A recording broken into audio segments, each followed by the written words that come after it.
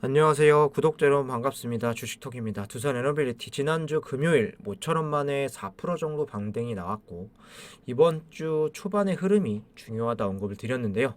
오늘의 흐름 시작은 좋지 못했습니다. 3% 이상 개파락 출발을 했고 마이너스 4.5% 저점을 기록한 이후에 다행히 시간이 지나면서 좀 플러스로 전환이 되면서 마무리가 되었습니다. 어쨌든 지난 금요일 반등을 다 잡아먹는 이런 상황은 연출하지 않아서 아직은 추가 상승의 기회 더 지켜보셔야 할 것 같습니다. 오늘은 전체적인 흐름이라던가 수급 차트 이슈 좀 체크를 해보도록 하겠습니다.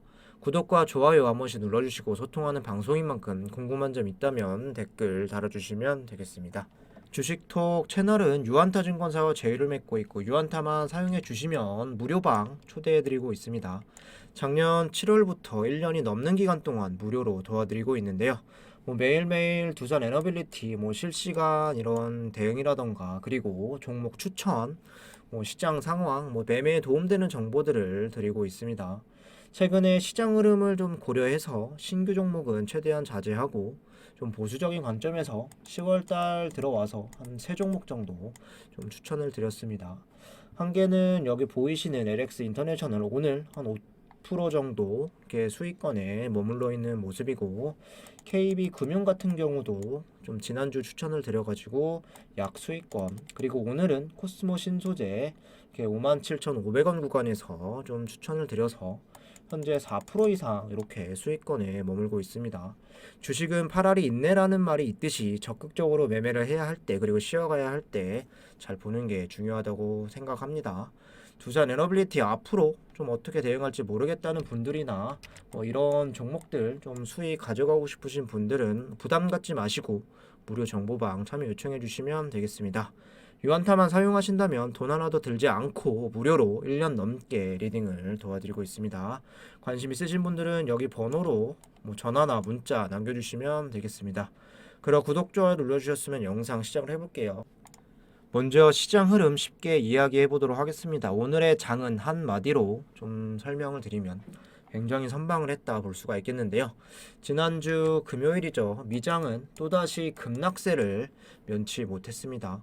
부진한 소매 판매와 그리고 영국 재무장관의 교체, 금융주 실적 호전 등으로 상승으로 출발한 이후에 다시 영국 리스크 그리고 미국 기대 인플레이션이 상승을 하면서 주가를 크게 끌어내렸습니다. 특히 나스닥이 마이너스 3% 그리고 필라델피아 반도체 지수가 마이너스 4.5% 이상 폭락을 하면서 우리 증시 오늘 월요일 좀 험난한 시장을 맞을 수도 있었습니다.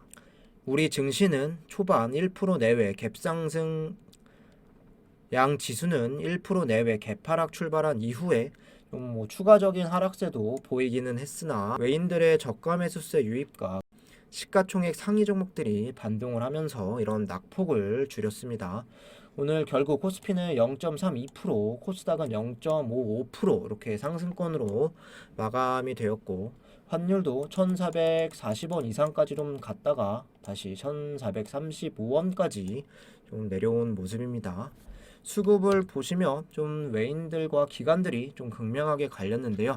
오늘 외인들은 코스피에 2,640억 매수가 되었고 기관은 3,170억 던졌습니다. 코스닥은 외인이 160억 순매수, 기관은 500억 이렇게 매도가 되면서 따로 노는 이런 행보가 이어졌습니다.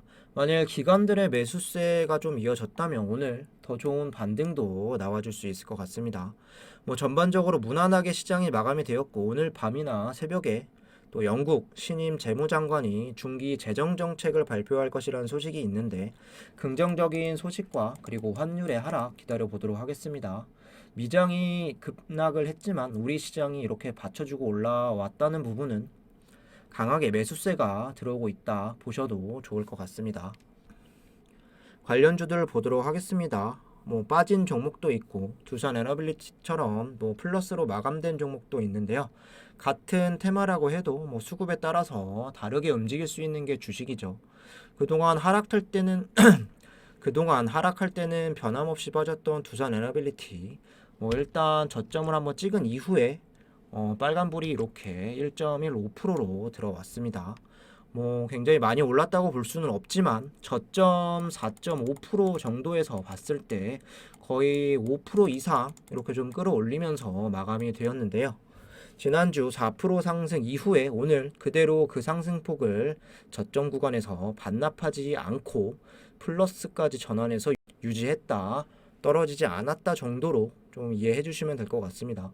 오늘 주가가 이렇게 흔들렸던 이유는 역시 시장과 수급의 이런 흐름으로 볼 수 있고, 이렇게 반등을 하게 된 이유도 같은 이런 상황으로 보실 수 있겠습니다. 다시 말씀을 드리자면 시장만 정상적으로 돌아온다면 주가 회복세 반드시 따라올 수밖에 없다고 저는 생각을 하고, SMR 기자재 공급 소식 연내에는 좀 나와줄 것이고, 그리고 원전 수출 관련해서도 좀 가능성이 높아지고 있는 이런 상황에서 두산 에너빌리티 같은 경우는 다른 원전의 이런 종목들보다도 좀 더 주목받을 수 있다는 점 인지하시고 지켜보시면 될 것 같습니다. 거래량도 좀 보시면 오늘 400만도 채 되지 않았고, 뭐 최근 뭐 계속 비슷한 느낌인데, 일단 저점 대비 5% 이상 크게 끌어올렸다는 건 뭐 매매 동향에서도 좋게 작용했을 수도 있습니다. 체크를 좀 해보도록 하겠습니다. 여기를 보시면 오늘의 수급 현황인데요. 뭐 긍정적으로 볼 수 있는 점도 있었고 그렇지 않은 점도 찾아볼 수 있겠습니다. 일단 외인들은 오늘 31만 주 순매수, 개인들은 10만 주 이탈, 기관도 21만 8천 주 순매도를 쳤습니다. 뭐 프로그램도 오늘 31만 또 주 순매수가 들어왔는데요. 긍정적으로 볼 수 있는 점은 외인들의 이런 행보와 그리고 기관들의 이런 모습, 10월 11일부터 5일 연속으로 순매수세가 좀 이어지고 있다는 부분입니다. 10월달 들어와서 외인들은 한번 들어오게 되면 그 다음날 더 크게 좀 나가고, 또 한번 들어오면 다시 나가고, 이런 모습을 보여주었는데, 뭐 일단 바닥으로 생각을 하는 건지 계속 물량을 최근에 담고 있습니다. 반대로 기간 수급을 좀 보시면 2일 만에 다시 전체 기간 수급들이 모두 이탈이 나왔습니다. 주목을 해야 되는 건 연기금으로 볼 수 있는데, 지난 옵션 만기를 끝난 이후에 14일 날 5만 7천 주 순매수가 되면서 오늘까지 좀 연속적인 매수세를 기대를 해 보았으나 다시 오늘 10만 주 이상 나가면서 좀 아쉬움을 남겼습니다. 뭐 아직은 방향성을 확실하게 다시 좀 들어온 것도 아니고 매도로 나가는 것도 아니기 때문에 이번 주 흐름 지켜보셔야 할 것 같고, 기본적으로 외인들이 좀 받쳐주고 있는 이런 상황에서 기관들이 조금이라도 매수세가 조금 붙어 주었다면 추가적인 상승 흐름, 지금보다는 더 나은 환경을 만들어갈 수도 있었다, 이렇게 좀 보여지는데, 이 종목에서 외인들보다도 더 중요한 기관들 전체적으로 보시면 지난달 22일부터 현재까지 들어온 건 며칠 안 된다 보시면 될 것 같습니다. 진정한 뭐 바닥과 반등이 시작되는 건 외인이 받쳐주는 이런 상황에서 기관들이 얼마나 좀 힘을 내주는지에 달려 있다 보시면 될 것 같습니다. 공매도 보시면 최근 들어서 2%대 이런 비율로 뭐 감소세가 이어지고 있는데, 오늘 2.97%의 비율로 수량은 10만 6천 주가량 나왔습니다. 외인들이 계속 이렇게 매수로 잡아감에 따라서 어느 정도 좀 공매도 부분도 영향을 받는다, 이렇게 좀 보셔도 될 것 같은데요. 공매 잔고를 좀 보시면 10월 12일 기준 1158만 주로, 뭐 전일 기준으로 했을 때 6만 주가량 좀 상승을 했어도 이런 상승폭이 크지 않고, 최근 전체적으로 보면 감소되는 분위기 아직까지 좀 유지가 되고 있습니다. 뭐 대차도 보시면 신규 체결량이 3만 주로 좀 현저하게 감소했고, 상환도 조금 감소를 하면서 뭐 잔고 수량과 잔고 금액은 3천만 주 4천억을 계속 유지하고 있네요. 뭐 일시적인 공매 중지에 대한 이야기도 좀 논의가 되고 있는 것 같은데, 만일 그렇게 되었을 때 두산 에너빌리티에 대한 영향은 어떻게 나올지 지켜보도록 하겠습니다. 다음으로 차트 흐름 보도록 하겠습니다. 지난주 목요일이죠. 12,450원 저점을 기록하고 다시 신저가를 기록했습니다. 그 다음날 금요일 바로 4% 정도 반등이 나왔고 오늘은 1.15% 상승해서 13,250원으로 마감이 되었는데요. 사실 13,000원대 가격대는 계속 요즘 봐도 좀 낯설게 느껴지기도 합니다. 그래도 어찌되었던 2일 연속 하락은 없이 상승세를 좀 이어갔고 오늘 막판에 좀 더 힘을 내면서 5일선에 이렇게 좀 턱걸이를 했습니다. 아직도 방향이 확실하게 뭐 바닥을 잡은 건지 하방으로 다시 갈 건지 아니면 상승을 할 건지 애매모호한 이런 상황으로 보여지는데요. 그래서 이번 주 한 3, 4일 정도 이런 흐름이 참 중요할 것 같습니다. 전체적으로 좀 보셔도 이평선들이 뭐 5일선이라던가 11선, 21선, 뭐 61선 그 이후의 선들 자체도 보시면 뭐 이런 하락에 의해서 자연스럽게 좀 정배열을 만들고 있고 여기다 추가적으로 이런 선들이 다시 좀 정배열이 꺾이는 반전을 기대해 보셔야 할 것 같습니다. 지금 필요한 건 좀 거래량적인 부분에서도 분발이 많이 필요해 보이고 주가상 이번 주에 뭐 못해도 14,000원 이상 11선 뭐 주가로 보면 이 정도가 될 것 같은데 여기 위에 좀 돌려놓는 게 필요할 것 같고 그 다음은 16,000원에서 17,000원 이런 박스권까지만 좀 돌려놓을 수 있다면 투심도 웬만치 다시 살아날 수 있을 것 같습니다. 뭐 1차적으로 중요한 건 다시 시장 자체가 급락이 나오지 않고 가대 낙폭이 나오지 않는 부분이고 현재 구간 바닥권에서 무난하게 잡고 그 다음은 뭐 기술적인 반등이든 뭐 호재로 인한 반등이든 올라가는 분위기가 있어야 그래도 분위기 반전이 좀 시작될 수 있을 것 같습니다. 말씀드린 대로 추가 매수에 대한 부분 고려하시는 분들은 13,000원 이하 구간 여기서부터 좀 고려해 보시면 좋을 것 같고 글로벌 증시 리스크 줄여가면서 외인과 기관, 수급 잘 들어오는 정상적인 장이 좀 이어지길 기다려 보셔야 할 것 같습니다. 마지막으로 이슈 보고 마무리하도록 할게요. 단독 한수원 원전 사업 역량 1등이다. 폴란드 전문가 그룹 평가가 나왔습니다. 여기 보시면 프랑스 그리고 한국의 한수원, 미국의 웨스팅하우스 뭐 점수표를 이렇게 쭉 매겼는데 11점으로 한국의 한수원이 가장 높은 그런 걸 기록을 했는데요. 한수원이 폴란드 에너지 전문 포털이 수행한 원전 사업 역량 평가에서 1등을 차지했다. 자금 조달과 적기 준공 능력이 높은 평가를 받았다. 에너지 전문 포털에 따르면 한수원은 지난 15일 현지 시간 폴란드 신규 원전 사업 후보자 평가에서 총점 11점으로 1등을 차지했다.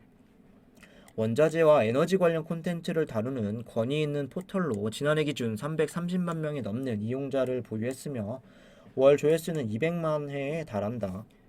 여기 포털에서는 자금 조달 능력, 신뢰도, 적기 준공 역량, 현지 공급망 참여를 기준으로 잠재적인 원전 사업자 3곳을 평가했다.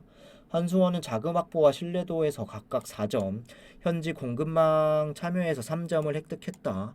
EDF는 총 10점, 웨스팅하우스는 7점으로 각각 2위, 3위에 올랐다.